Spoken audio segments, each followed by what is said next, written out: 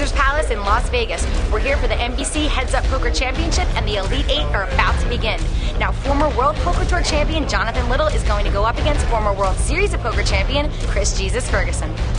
I really don't know. I know very little about Jonathan. All I know is what I've been told. I know he's one of the top internet players in the world. Sit and go specialist. Sit and go specialist, which means he has a lot of experience heads up.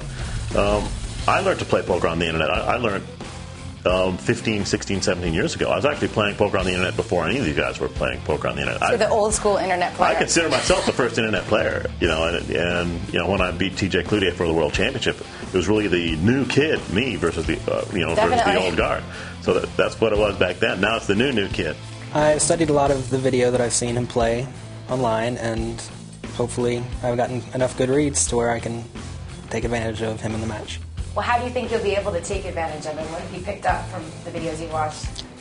I've figured out the way he plays specific hands, and I'm just going to try to figure out what he has whenever he has it, and do what he doesn't want me to do. I just know, I've played a lot on the internet, and I know how good internet players become playing on the internet. I have 100% respect for people who learn on the internet. They learn such good, fundamentally sound poker, because that's kind of what you have to play on the internet. You're not facing someone. You look at what they do, you learn that, and you can adjust to them that way. But you can't really pick up on too many tells on the internet and stuff like that. But what that means is you learn to play really sound, fundamentally good poker. And I expect that's what I'm going to be facing. I expect him to be pretty aggressive. We'll see. We'll see. But I know he knows how to play this game just about as well as anyone. I expect a tough match. I'm confident enough in my heads-up game. I mean, right now the structure's not the greatest, so if you're the greatest player in the world, you're only going to win maybe 60% of the time. So, what do you think is your biggest advantage going into this match? My biggest advantage in this particular match is that Chris probably has no clue how I'm going to play, whereas I have a decent idea of how he's going to play going into the match. I'm not going to change my game because of this guy. I'm going to play my game. Now, if I can pick up on things, if he's going to be overly aggressive, I'm going to punish him for that. If he's going to be overly passive, I'm going to punish him for that. That I don't expect. If he's overly aggressive, I'll try and punish him for that. What's your heads-up game like? Well, I really try to. What I try to do heads up is I really try to adjust my game to my opponents.